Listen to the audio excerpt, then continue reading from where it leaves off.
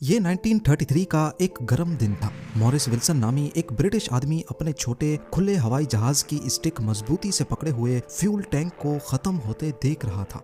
उसने सिर्फ 2 महीने पहले ही हवाई जहाज उड़ाना सीखा था, लेकिन उसका सबसे बड़ा मसला हजारों फीट पर जहाज में फ्यूल का खत्म होना नहीं बल्कि मसलों की एक लंबी लिस्ट थी, जिसमें कुछ ब्रिटिश ऑफिसर्स थे जिन्हें वो बहरेन में छोड़ आया था।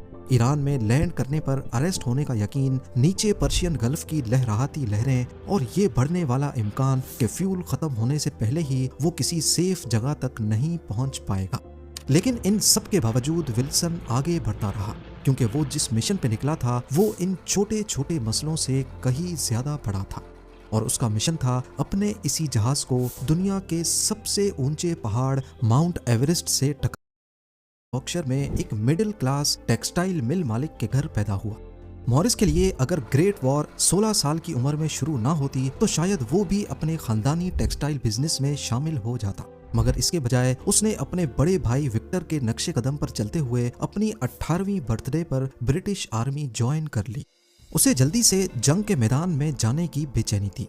आखिरकार नवंबर 1917 में विल्सन को फ्रांस भेज दिया गया, जहां जर्मन्स ब्रिटिश आर्मी पर हमला कर रहे थे। सुबह 7 बजे तक जर्मन्स ने विल्सन की बटालियन की 4 कंपनीज में से 3 को घेर लिया, मगर विल्सन जो अब तक बची हुई डी कंपनी में था, मशीन गन पोस्ट से जर्मन्स पर अंधाधुंध फायरिंग करता रहा। विल्सन बहुत जिद्दी था, ऐसी जिद जो किसी को मार भी सकती थी, मगर वो इस जंग से बिना किसी चोट के बच निकला। अपनी कंपनी का आखिरी सिपाही जो घायल नहीं हुआ था, उसकी बहादुरी पर उसे मिलिट्री क्रॉस से नवाजा गया, क्योंकि उसकी वजह से जर्मन्स का हमला रोका गया था। मगर ये इनाम मिलने के कुछ ही महीने के बाद जून में विल्सन को दोबारा फ्रंट लाइन पर भेज दिया गया। 19 जुलाई 1918 को विल्सन एक छोटी टीम के साथ आगे बढ़ रहा था जब एक जर्मन मशीन गनर ने उन्हें देख लिया और फायरिंग शुरू कर दी। विल्सन की पीठ और लेफ्ट बाजू पर गोली लगी, मगर वो जिंदा बच गया। ये जख्म उसके बाजू में दर्द और कमजोरी का सबब बने जो जिंदगी भर उसका पीछा करते रहे। अगले कई महीनों तक विल्सन अपने जख्मों की वजह से हॉस्पिटल में एडमिट रहा। उसके बाद उसे एक रिजर्व बटालियन में भेज दिया गया, मगर शायद उसकी किस्मत में ही मुसीबतें लिखी थी। यहाँ पहुँचते ही उसे इन्फ्लुएंजा हो गया, जो उस वक्त पूरी दुनिया में तेजी से फैल रहा था। ये बीमारी उसे दोबारा से हॉस्पिटल के बिस्तर तक ले गई और यहीं बेड पर पड़े पड़े वर्ल्ड वॉर 1 खत्म हो गई। ट्रीटमेंट के दौरान विल्सन ने वॉर मिनिस्ट्री को एक खत लिखा, जिसमें उसने अपनी चोटों के लिए पेंशन की दरखास्त की, मगर मिनिस्ट्री ने ये गुजारिश रद्द कर दी, क्योंकि फौजी डॉक्टर्स के मुताबिक उसकी चोटें इतनी सीरियस नहीं थीं कि उसे पैसे दिए जाएं। इस इनकार की वजह से विल्सन को बहुत दुख हुआ और इस वजह से उसके दिल में हुकूमती निज़ाम के खिलाफ बगावत बैठ गई। ये नफरत तब तक उसके साथ रही जब तक 1919 में उसे डीमोबिलाइज करके वापस घर ब्रेडफोर्ड भेज दिया गया। विल्सन के सामने वही सवाल था जो हजारों दूसरे वर्ल्ड वॉर 1 के सिपाहियों के सामने था कि हमने इतनी कुर्बानियां दी, चोटें खाई, लेकिन उसका बदला अच्छा नहीं मिला। विल्सन अब अंदर से टूट चुका था और वो अपनी जिंदगी में कुछ बड़ा करना चाहता था। वो अगले 10 सालों तक पूरी दुनिया में इधर उधर भटकता रहा। इस दौरान उसने 2 शादियां की, कई बिजनेस बदले, पर 1932 तक उसे जिस सुकून की तलाश थी वो उसे कहीं नहीं मिला। ऊपर से जंग के जख्म अभी तक उसे लगातार तकलीफ दे रहे थे। उसकी सेहत दिन ब दिन खराब होती जा रही थी। इसी दौरान विल्सन एक बाबा से मिला, जिसका कहना था कि अगर वो कुछ दिन तक भूखा रहे तो उसके सारे मसले हल हो जाएंगे। विल्सन ने वाकई कुछ हफ्तों तक रोजा रखा और दुआओं में वक्त गुजारा। कुछ महीने के बाद वो फिर से समाज में आया, पूरी तरह सेहतमंद, ना सिर्फ अपनी डिप्रेशन बल्कि बीमारी से भी मुकम्मल निजात पाकर। अब उसका यकीन और ज्यादा पुख्ता हो गया कि दुनिया का कोई भी मसला हो उसे रोजा रखकर और दुआएं करके खत्म किया जा सकता है। अब विल्सन ने नए नए चैलेंजेस लेना शुरू कर दिए। उसका दावा था कि वो दुनिया को अपने रोजे की ताकत से वो कुछ करके दिखाएगा जो आज से पहले कोई नहीं कर पाया। इसी दौरान एक दिन उसकी नज़र अखबार के एक आर्टिकल पर पड़ी। ये 1924 के ब्रिटिश माउंट एवरेस्ट एक्सपीडिशन के बारे में था। इस मिशन में जॉर्ज मैलरी और एंड्रयू अर्विन ने दुनिया के सबसे ऊंचे पहाड़ माउंट एवरेस्ट की चोटी तक पहुंचने की कोशिश की थी, मगर रास्ते में ही दोनों कहीं खो गए। विल्सन को अब एक मकसद मिल चुका था। उसने माउंट एवरेस्ट को सर करने की जिद ठान ली, वो भी अकेले अपने रोजे और दुआओं के सहारे। लेकिन मसला ये था कि माउंट एवरेस्ट को सर कैसे किया जाए। विल्सन को मालूम था कि एवरेस्ट पर जाने के लिए मिशन में बहुत सारे पैसे खर्च होते हैं, मुख्तलिफ गियर्स लेने पड़ते हैं और ये सारा खर्चा स्पॉन्सर्स उठाते हैं, और सबसे बढ़कर बहुत ज्यादा ट्रेनिंग करनी पड़ती है। पर वो इन सब रिक्वायरमेंट्स को बाईपास करके किसी शॉर्टकट की तलाश में था। 1932 में ह्यूस्टन एक्सपीडिशन के नाम से एक एवरेस्ट मिशन हेडलाइंस में उभर रहा था। इस मिशन में एक जहाज पहली बार माउंट एवरेस्ट के ऊपर जाएगा और वहां से इसकी फोटोज खींची जाएंगी। याद रहे कि उस वक्त तक माउंट एवरेस्ट को किसी ने भी सर नहीं किया था, तभी दुनिया इस पहाड़ की चोटी को देखने के लिए बहुत बेचैन थी। यहाँ विल्सन के जहन में एक खराफाती आइडिया ने जन्म लिया। उसका ख्याल था कि वो इस एक्सपीडिशन में हिस्सा लेकर जाएगा और जब जहाज एवरेस्ट के ऊपर होगा तो वो वहाँ पैराशूट के जरिए छलांग लगा लेगा और ऐसे वो एवरेस्ट की चोटी तक पहुँचने वाला दुनिया का पहला शख्स बन जाएगा। कुछ ही हफ्तों के बाद उसने इस आइडिया को नामुमकिन समझकर रद्द कर दिया, पर एक ऐसे आइडिया के लिए जो इससे भी ज्यादा खतरनाक था। जी हाँ, विल्सन पूरी तरह से पागल हो चुका था। उसने प्लान बनाया कि वो अपना खुद का जहाज खरीदेगा और माउंट एवरेस्ट पर 15,000 फीट की हाइट पर बर्फ में उसको क्रैश लैंड करवाएगा। ऐसे आधे से ज्यादा रास्ता तो उसका ऐसे ही कवर हो जाएगा और बाकी आधा वो रोजे और दुआओं की मदद से अकेला तय करेगा। यहाँ एक अहम बात समझना जरूरी है कि मॉरिस विल्सन को ना तो माउंटेनियरिंग का तजर्बा था ना ही फ्लाइंग का। उसने पहाड़ पर चढ़ने की थोड़ी बहुत प्रैक्टिस की, लेकिन टेक्निकल माउंटेनियरिंग का कुछ भी सीखने की कोशिश नहीं की। उसके बाद उसने एक 3 साल पुराना हेवीलैंड जिप्सी मोथ जहाज खरीदा, जो पहले एक फ्लाइंग सर्कस का हिस्सा था। ये लकड़ी का बना हुआ 2 सीटर ओपन केबिन बायप्लेन था, जो उस जमाने में रिक्रिएशनल एरो क्लब्स में काफी मशहूर था। उसने जहाज के साइड पर एवरेस्ट लिखवा दिया, एक खुद का बनाया हुआ नाम जो शायद माउंट एवरेस्ट से मिलता जुलता था। पायलट की ट्रेनिंग के दौरान उसके इंस्ट्रक्टर ने उसे साफ साफ कह दिया कि तुम कभी इंडिया भी नहीं पहुंच पाओगे, मगर विल्सन अपनी जिद पर अड़ा रहा। इस दौरान ब्रिटिश एयर मिनिस्ट्री ने उसके मिशन का पता लगा लिया और वो नहीं चाहते थे कि विल्सन इस किस्म का कोई पागलपन करे।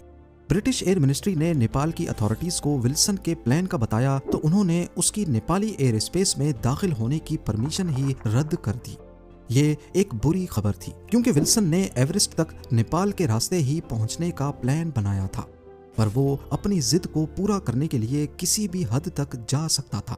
उसने लंदन में वाक़े स्टैगलेन एरोड्रोम एयरफील्ड पर मीडिया को बुलवाया और ब्रिटिश एयर मिनिस्ट्री का टेलीग्राम सबके सामने फाड़ कर फेंक दिया और बिना किसी परमिशन की परवाह किए उड़ान भर ली। एवरेस्ट, जो एक्स्ट्रा फ्यूल ड्रम्स से भरा हुआ था, 750 मील्स तक का सफर कर सकता था। विल्सन ने रिफ्यूलिंग स्टॉप्स जर्मनी के शहर फ्राइबर्ग, फ्रांस में मार्से, इटली में पीसा, नेपल्स और सिसिली में किए। ये एक खूबसूरत और लगभग मसाइल से पाक सफर था, मगर मेडिटेरेनियन क्रॉस करने के बाद मुश्किलात शुरू हो गईं। ट्यूनीसिया में पुलिस ने उसे गिरफ्तार कर लिया, मगर वो जल्द ही छोड़ा गया। इसके अलावा ट्यूनिस में उसने गलती से जहाज के फ्यूल टैंक को पानी मिले हुए फ्यूल से भर दिया, लेकिन किस्मत अच्छी थी, वो तुनीजिया के शहर गेब्स में सेफ लैंडिंग करने में कामयाब हो गया। वहां उसने फ्यूल सही से रिफिल करवाया और फिर लीबिया के शहर ट्रिपोली, बेंगाजी, तोब्रुक और अलेक्जेंड्रिया से होता हुआ इजिप्ट के लिए निकल पड़ा। जब वो कायरो पहुंचा तो उसे एक बुरी खबर मिली। ईरान के ऊपर उड़ने का परमिट, जो उसे यकीन दिलाया गया था कि कायरो में उसका इंतजार कर रहा होगा, कहीं नहीं मिला।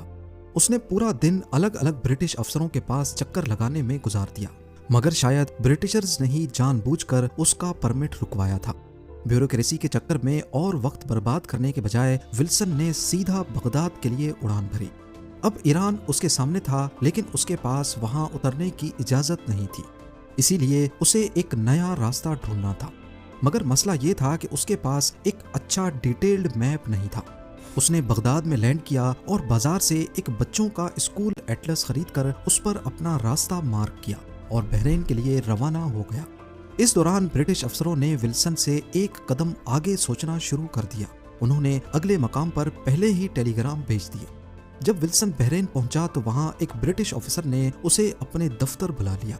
ऑफिसर ने उसे सीधा समझा दिया कि तुम्हारे छोटे प्लेन के लिए आगे रास्ते में कोई एयर स्ट्रिप नहीं है, सिर्फ ईरान में एक जगह है और वहां बिना परमिट के उतरते ही तुम्हें गिरफ्तार कर लिया जाएगा। उस ऑफिसर ने विल्सन को बताया कि वो बहरेन में अपने जहाज की रीफ्यूलिंग कर सकता है, मगर सिर्फ इस शर्त पर कि वो यहाँ से सीधा लंदन वापस जाएगा। विल्सन इस बात पर राजी हो गया, मगर जब उसने उड़ान भरी तो लंदन की तरफ मुड़ने के बजाय उसने सीधा उल्टा रुख ले लिया, ईस्ट की तरफ, इंडिया की जानिब। पर्शियन गल्फ के सदरन किनारे से गुजरकर ईरान से बचता हुआ निकल गया।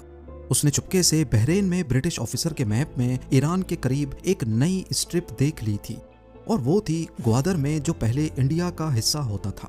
9.5 घंटों के बाद जब उसके जहाज का फ्यूल गेज बिल्कुल जीरो के करीब आ गया, विल्सन ग्वादर एयर स्ट्रिप पर बाहिफाजत उतर गया। विल्सन ने ब्रिटिश इंडिया का सफर जारी रखा, जहां प्रेस का एक नया जोश उसका इंतजार कर रहा था। उसने पूरे इंडिया में अपनी जीत का जश्न मनाते हुए सफर किया और आखिरकार नॉर्थ ईस्ट इंडिया के पूर्णिया शहर पहुंच गया, जो नेपाल के बॉर्डर के बिल्कुल करीब है। मगर ब्रिटिश सरकार के लंबे बाजू दोबारा उस तक पहुंच गए। पूर्णिया के एयर स्ट्रिप पर लोकल पुलिस उसका इंतजार कर रही थी। उन्होंने एवररेस्ट को जब्त कर लिया और विल्सन पर सिक्योरिटी गार्ड तैनात कर दिए। ब्रिटिश हुकूमत ने उसे फिर से याद दिलाया कि प्लेन होने के बावजूद भी विल्सन के पास नेपाल के ऊपर उड़ने की कोई परमिशन नहीं है। विल्सन अब बुरी तरह फंस चुका था। वो परमिशन तो दूर की बात, अब अपना जहाज भी उड़ा नहीं सकता था, क्योंकि वो जब्त हो चुका था। अब वो ब्रिटिश गवर्नमेंट और कम होती हुई पैसे की रकम के बीच फंस चुका था। आखिरकार जुलाई 1933 में मजबूरन उसे एवररेस्ट बेचना पड़ गया। उसका जहाज को माउंट एवरेस्ट पर क्रैश लैंड करने का प्लान तो पूरी तरह चौपट हुआ, पर एवरेस्ट पर चढ़ने की जिद उसने फिर भी नहीं छोड़ी। उसने सर्दी का मौसम दार्जिलिंग इंडिया में गुजारा, रोजा रखता रहा, दुआ करता रहा और तिब्बत में दाखिल होने का परमिट लेने की कोशिश करता रहा, ताकि माउंट एवरेस्ट पर तिब्बत की साइड से चढ़कर अपना सपना पूरा कर सके। मगर उसकी हर कोशिश नाकाम रही। आखिरकार उसने चुपके चुपके माउंट एवरेस्ट पर चढ़ने का प्लान बनाना शुरू किया। 21 मार्च 1934 को विल्सन बुद्धिस्ट मॉन्क्स के भेष में पैदल सफर शुरू करता है और सिक्किम क्रॉस करके तिब्बत पहुंच जाता है। 1-2 अटेम्प्ट्स करने पर वो माउंट एवरेस्ट की बेस कैंप से वापस आ गया, क्योंकि सांस की कमी और ट्रेनिंग ना होने की वजह से उसकी तबीयत बिगड़ रही थी। 2 मई 1934 को विल्सन दोबारा एवरेस्ट की तरफ निकल पड़ा, मगर इस बार 2 साथियों के साथ। ये दोनों साथी तजर्बाकार थे, इसलिए इस दफा वो सिर्फ 3 दिनों में ही कैंप 3 तक पहुंच गए। विल्सन ने साथियों को कैंप 3 पर छोड़ दिया और अकेला आगे बढ़ने लगा। उसके साथियों ने उसे बहुत समझाया कि वो मजीद आगे ना जाए, पर उसने किसी की एक नहीं सुनी। ये वही जिद थी जो किसी इंसान को मार भी सकती थी। विल्सन ने अपने साथियों को एक आखिरी हिदायत दी कि अगर वो 2 हफ्तों तक वापस ना आए तो समझ लेना कि वो मर चुका है। मगर उन्होंने 2 हफ्ते नहीं बल्कि पूरा 1 महीना इंतजार किया। जब विल्सन कैंप 3 पर वापस नहीं आया तो वो एवरेस्ट छोड़कर नीचे उतर गए। जुलाई के आखिरी दिनों में उन्होंने इंडिया पहुंचकर विल्सन की मौत की खबर दी। आखिरकार एक और अंग्रेज माउंटेनियर एवरेस्ट की खौफनाक दुनिया का शिकार बन चुका था। इस वाक़े के 1 साल के बाद 1935 में एरिक शिप्टन की एवरेस्ट एक्सपीडिशन ने विल्सन की लाश ढूंढ ली। वो माउंट एवरेस्ट और चैंगसी के बीच नॉर्थ कॉल नामी पास के नीचे अपने बैकपैक, डायरी और फटे हुए टेंट के बीच पड़ा था। उसकी डायरी की आखिरी एंट्री 31 मई 1934 की थी, जिसमें लिखा था, फिर से निकल रहा हूँ, क्या खूबसूरत दिन है।